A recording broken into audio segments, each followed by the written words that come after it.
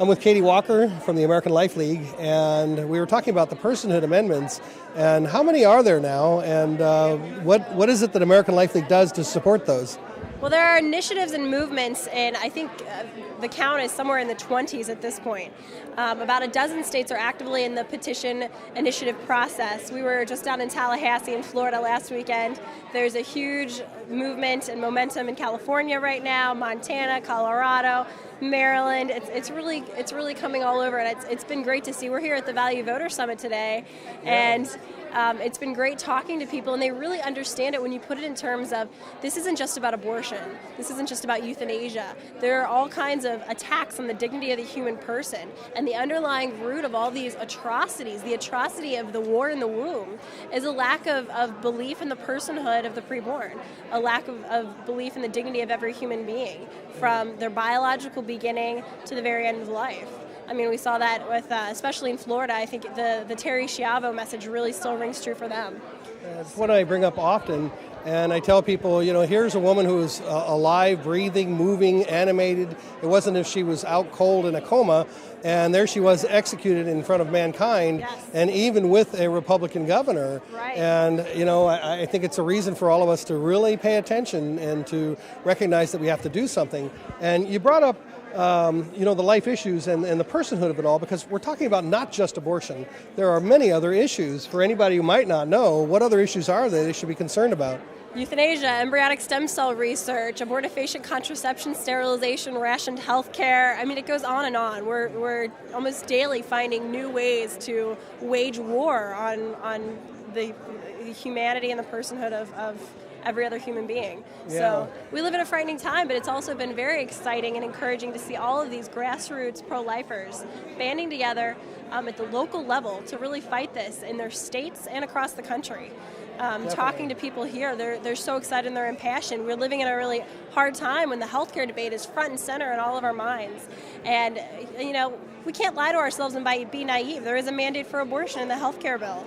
There is a mandate for euthanasia, for rationed care. It is essentially going to fund abortions. Our money will be going to fund abortions.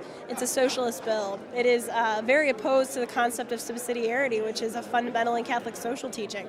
So I think that's a message we need to get out. And I agree. And, for those of you out there, you probably know I always talk about the whole cloning issue, and people don't believe me. I say, cloning is legal. And when I was in Minnesota, I posed that to someone, and I got a 10-minute lecture of how cloning is not legal. And I waited patiently until that person was done.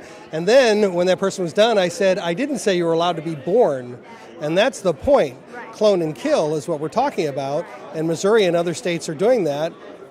Isn't that something that people should be aware of as well? I think we have what the fundamental problem here is a lack of is a confusion of the language. I was talking to a reporter earlier, and he kept saying, you're talking about conception. You want to protect life from conception to natural death. And I said, conception has been co-opted by the pro-abortion movement. The definition by ACOG, the American College of Gynecologists and Obstetrics, I think I just probably butchered that acronym, but the definition, as per the industry, is beginning at implantation. Mm-hmm. The joining of the sperm and the egg is the beginning of life in sexual reproduction. But you brought up a great point. There's also asexual reproduction, which is what happens in vitro fertilization and embryonic stem cell research. And so I think it's extremely important, especially when you're talking about personhood initiatives and movements, that we define our language and take back from the pro-aborts all of the turf that they have won over the years by defining the language. He who, what's that famous phrase? He who controls the language controls the population controls or the something like population. that. Yeah, that's a fact. And so now people have heard about this and they think, wow, I want to learn more about American Life League. Where do they go? What do they do? And what more do you do? www.all.org. Just check us out on the web if you want to check out more on personhood. all.org/personhood. Personhoodusa.com is also a great site that you can check out that's got up-to-the-minute information on the different state initiatives. Excellent. Well, like Pro-Life Unity, y'all have a lot of initiatives. You've got Rock for Life and other things that you do there. So all.org, and you can find out more about those. And thank you for doing what you're doing, Katie. Thank you, Peter. Always good talking to you. All right.